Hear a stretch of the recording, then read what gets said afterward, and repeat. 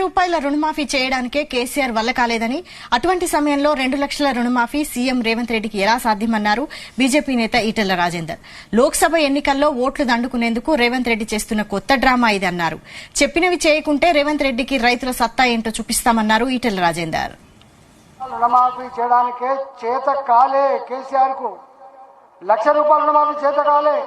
Ring రోడ్డును అమ్ముకుంటే వచ్చిన 7,600 కోట్ల రూపాయలు, హైటెక్ సిటీలో అమ్ముకున్న భూములు అమ్ముకుంటే మొన్న కొంత డబ్బు కడితే వడ్డీకే సరిపోయింది తప్ప అసలు మాత్రం తీరలేదు.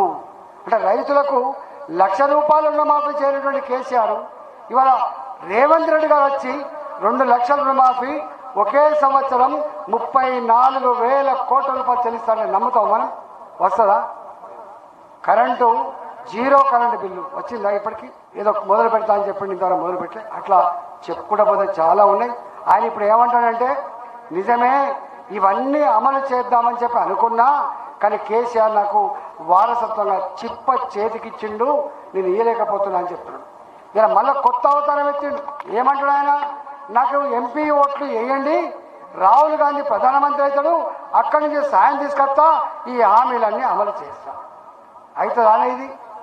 రాహుల్ గాంధీ ప్రధానమంత్రి అవుతాడా? ఎన్ని సీట్లున్నాయి కదా కాంగ్రెస్ పార్టీకి?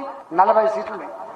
40 సీట్లున్న కాంగ్రెస్ పార్టీ యూపీలో, గుజరాత్లో తూడ్చిపెట్టకపోయిన పార్టీ ఇవాళ మనం ఒకవేళ 10 సీట్లు ఇచ్చినప్పటికీ కూడా కేంద్రంలో అధికారంకి వస్తుందా? మరి అది రాదు. ఆయన ఇయ్యడు, అది రాదు.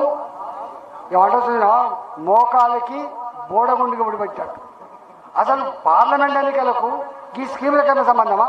ఈ స్కీములన్నీ కూడా రాష్ట్ర ప్రభుత్వ పరంగా తన ఖజానా నుంచి అమలు చేస్తా అని చెప్పి మాట ఇచ్చిండు.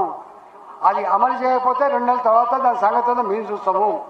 కానీ ఇవాళ కాంగ్రెస్ పార్టీ దేశంలో అధికారంకి వచ్చే ఆస్కారం లేదు, ఇవాళ డబ్బులు తెచ్చే ఆస్కారం లేదు.